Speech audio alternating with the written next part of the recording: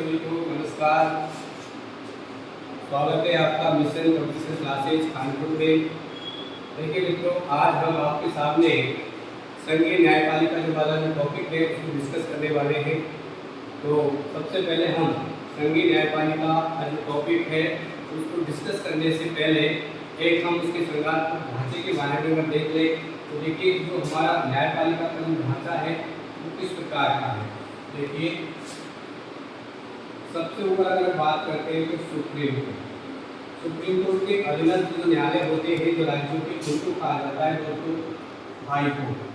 और जो high court से नीचे जो न्यायालय होते हैं उनको वैसे तो बोला जाता है अधीनस्थ न्यायालय, परंतु अगर बात करें जैसे डिस्ट्रिक्ट कोर्ट की और सिविल कोर्ट की तो ये हाई कोर्ट से नीचे डिस्ट्रिक्ट लेवल पर, हालांकि इनके नीचे भी बहुत सारे न्यायालय जैसे म्युनिसिपल कोर्ट होते हैं, ग्राम न्यायालय होते हैं, ऐसे बहुत सारे न्यायालय की व्यवस्था की गई है। परंतु आज हम जो अपना टॉपिक पढ़ने जा रहे हैं दोस्तों वो है संघीय न्यायपालिका।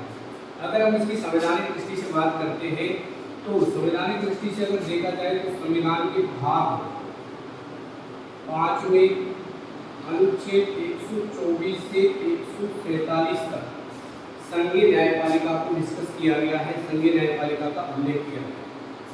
अब संघीय न्यायपालिका पढ़ने से पहले मित्रों हम इसकी थोड़ी सी पृष्ठभूमि जान लेते हैं। पृष्ठभूमि की अगर बात करें तो भारत में जैसे देखा जाए तो एकीकृत न्यायपालिका को हमने हमारे संविधान के अंतर्गत उल्लेखित किया है। अभी बात करते हैं जैसे भारत में न्यायपालिका, तो भारत की जो न्यायपालिका है दोस्तों वो है एकीकृत न्यायपालिका। क्या है दोस्तों? एकीकृत न्यायपालिका। एकीकृत न्यायपालिका से मतलब ये है कि हमारे यहाँ पर अपील का जो अंतिम न्यायालय है वो है सुप्रीम कोर्ट यानी कि सर्वोच्च न्यायालय। जैसे अगर अमेरिका में बात करते हैं तो प्रत्येक प्रांत के प्रत्येक राज्यों के अलग अलग सुप्रीम कोर्ट होते हैं, परंतु भारत में अपील का अंतिम न्यायालय केवल एक ही है, सुप्रीम कोर्ट, जिसकी ब्रांच जिसका मुख्यालय नई दिल्ली में है। अगर हम इसकी पृष्ठभूमि की बात करें तो सबसे पहले 1773 का जो एक्ट था, जब हमारे यहाँ पर रेगुलेटिव एक्ट था तो उसमें अंग्रेजों के द्वारा सबसे पहले 1774 में कलकत्ता में, कहाँ पर दोस्तों? कलकत्ता में एक अपेक्स न्यायालय की स्थापना की। अपेक्स न्यायालय की स्थापना की गई।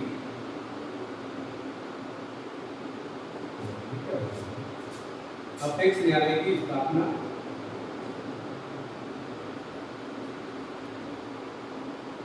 अपेक्स न्यायालय की स्थापना। इसके बाद 1861 का जो एक्ट था, इस एक्ट के तहत बात करते हैं हम 1862 में, तो 3 प्रेसिडेंसी थी, बंगाल प्रेसिडेंसी, बम्बई प्रेसिडेंसी और मद्रास प्रेसिडेंसी। ये 3 प्रांतों में उनको हाई कोर्ट स्थापित किए गए, यानी उच्च न्यायालय स्थापित किए गए। इसी अधिनियम के तहत उसको अगर हम बात करें 1866 की, तो 1866 ईस्वी में इलाहाबाद हाई कोर्ट स्थापित किया गया। इलाहाबाद हाई कोर्ट स्थापित किया गया और ये इलाहाबाद हाई कोर्ट में उसको आगे चलकर 1935 के जो एक्ट था, भारत सरकार अधिनियम था 1935 का, उसके तहत 1 अक्टूबर 1937 को दिल्ली में स्थानांतरित कर दिया। कहाँ पर स्थानांतरित कर दिया गया दोस्तों? दिल्ली में स्थानांतरित कर दिया गया और इसका नाम जो रखा गया वो नाम था दोस्तों संघीय न्यायालय। क्या बोलेंगे इसको? संघीय न्यायालय। अब इसकी संरचना की बात करें तो स्ट्रक्चर की बात करें तो संघीय न्यायालय में 1 न्यायाधीश और 7 एक मुख्य न्यायाधीश और 7 अन्य न्यायाधीश, इस तरीके का इसका एक ढांचा था। और संघीय न्यायालय जो 1 अक्टूबर 1935 दिल्ली के अंतर्गत स्थानांतरित किया गया, इसके प्रथम मुख्य न्यायाधीश बने दोस्तों मॉरिस ड्वायर। कौन बने? Morris Dwyer. अब देखिए आगे हम बात करते हैं भारत के संविधान में जो सर्वोच्च न्यायालय है उसकी अगर हम बात करें कि ये संघीय न्यायालय जो था इसी का नाम बदल करके हमने संविधान में 26 जनवरी में हमारा संविधान 1950 को लागू हुआ दोस्तों, तो इसका नाम रख दिया सर्वोच्च न्यायालय। क्या नाम रख दिया दोस्तों? सर्वोच्च न्यायालय। और ये जो सर्वोच्च न्यायालय था इसके भी अगर ढांचे यानी संरचना की बात करते हैं तो उसमें भी एक मुख्य न्यायाधीश और 7 अन्य न्यायाधीश थे। अब भारत देश के जो न्यायपालिका थी सर्वोच्च न्यायालय था उसके प्रथम मुख्य न्यायाधीश दोस्तों बने थे हीरालाल जे कानिया। प्रथम मुख्य न्यायाधीश कौन बने दोस्तों? हीरालाल जे कानिया। ये भारत देश के सर्वोच्च न्यायालय के प्रथम मुख्य न्यायाधीश थे। देखिए इसकी स्ट्रक्चर में समय समय पर परिवर्तन किया गया और आज तक के इतिहास की अगर बात करते हैं दोस्तों तो इसकी जो सदस्य संख्या है सुप्रीम कोर्ट की जो सदस्य संख्या है उसको 6 बार बदला गया। कितनी बार बदला गया है दोस्तों? 6 बार। अगर हम सर्वप्रथम बात करते हैं तो 1956 में सदस्य संख्या 11 हो गई, न्यायाधीशों की संख्या 1960 में 14 हो गई, 1978 में दोस्तों 18 हो गई, 1986 में दोस्तों 26 हो गई और 2008 में दोस्तों 31 हो गई। और अब लेटेस्ट अगर हम बात करें तो वर्तमान में 2019 में इसमें थोड़ा और फेरबदल किया गया और अब जो सदस्य संख्या है सुप्रीम कोर्ट की दोस्तों वो है 34। ठीक है दोस्तों, हमने जो इसकी जो पृष्ठभूमि है उसको जानने का प्रयास किया है। एक बार हम रिवाइज करते हैं। रिवाइज करने से पहले देखते हैं देखो भारत की जो संघीय न्यायपालिका है अगर हम संवैधानिक दृष्टि से इसे देखें तो संविधान के भाग 5 के अनुच्छेद 124 से 143 तक संविधान में इसका प्रावधान है।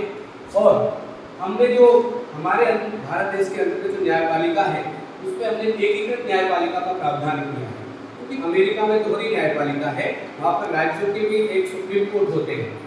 अब पृष्ठभूमि अगर हम देखते हैं इसकी तो देखते हैं कि 1773 का जो रेगुलेटिंग एक्ट था उस एक्ट के तहत सर्वप्रथम कोलकाता में कोर्ट विलियम में अपेक्स न्यायालय की स्थापना की गई थी। उसके बाद 1861 का जो एक्ट लेके आए अंग्रेज उसके तहत इन्होंने 1862 में 3 प्रांत बंगाल, मुंबई और मद्रास में हाई कोर्ट स्थापित किए और इसी एक्ट के तहत 1866 में इलाहाबाद में हाई कोर्ट की स्थापना की गई।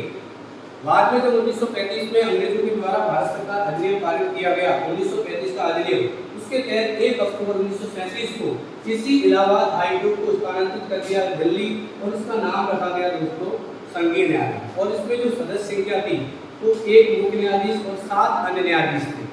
आगे हम बात करते हैं इसी संघीय न्यायालय का नाम हमने भारतीय संविधान को 26 जनवरी 1950 को जब लागू किया तो इसी का नाम चेंज करके दोस्तों कर दिया गया सर्वोच्च न्यायालय। और इसके जो न्यायपालिका का जो ढांचा था इसमें भी हमने सदस्य संख्या वही 1+7 एक मुख्य न्यायाधीश और 7 अन्य न्यायाधीश। या फिर हम ये कह सकते हैं कि जो मूल संविधान था उसमें न्यायाधीशों की संख्या सुप्रीम कोर्ट में 8 थी, 1 मुख्य न्यायाधीश और 7 अन्य न्यायाधीश। और इसको समय समय पर परिवर्तन किया गया और आज तक के इतिहास में 6 बार इसमें परिवर्तन हो चुका है। 1956 में दोस्तों 11 कर दी गई संख्या, 1960 में 14, 1978 में 18, 1986 में 26, 2008 में 31 और 2019 में 34। तो देखिए दोस्तों हमने ये जो न्यायपालिका थी हमारी संघीय न्यायपालिका उसके एक भूमि को मोटा मोटा रफली जानने का प्रयास किया। थैंक यू दोस्तों, जय हिंद।